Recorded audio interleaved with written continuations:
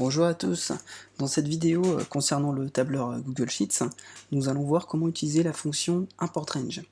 Alors cette fonction, elle va nous permettre de pouvoir récupérer les données qui sont dans un fichier, de les copier dans un autre fichier, mais à la différence d'un simple copier-coller, cette fonction permet en fait de, si jamais je modifie les données de mon fichier numéro 1, ça va aussi automatiquement modifier les données que j'ai transférées, que j'ai copiées.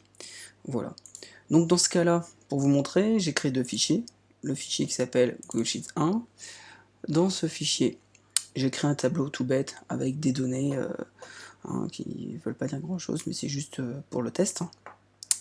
Et donc ce que je veux, c'est récupérer les données qui sont dans le 1 et directement, hop, voilà, je vais le mettre ici, le copier ici pour pouvoir manipuler mes données comme je le souhaite.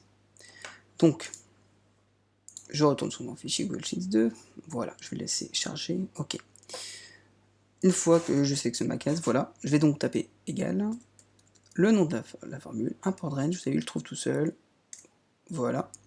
Et donc, premièrement, il va me donner la clé de la feuille. Alors la clé, je le récupère, en fait, c'est ce qui décrit le nom de votre fichier, c'est ce qu'on retrouve finalement ici. Voilà, donc je vais le récupérer dans mon fichier numéro 1, voilà, je le récupère bien les données, de toute façon, il ne faut pas se tromper, sinon ça ne marchera pas forcément. Clic droit copier, voilà. Je vais placer les valeurs entre cotes. Voilà. Je passe à la suite, donc point virgule, et maintenant ce qu'il veut, c'est le nom de l'onglet et à quel endroit il se trouve. Donc, c'est bien l'onglet données qui est en B2 et D6. Voilà. Donc je me remets mes cotes. Données. Le petit point d'exclamation. Voilà. Et donc on a dit B2, 2 points, D6. Je referme les cotes. La parenthèse, je valide. Voilà. Donc maintenant, il va forcément vous donner ce petit message, c'est pas une erreur, c'est normal, autoriser l'accès. Donc il faut que je valide l'accès entre les deux fichiers. Voilà, j'autorise l'accès tout bêtement, et je récupère bien les données que j'ai ici. Voilà. Donc je perds forcément par contre la mise en forme, ça c'est obligé. Voilà, donc pour vous montrer, admettons, je modifie une valeur ici. Voilà.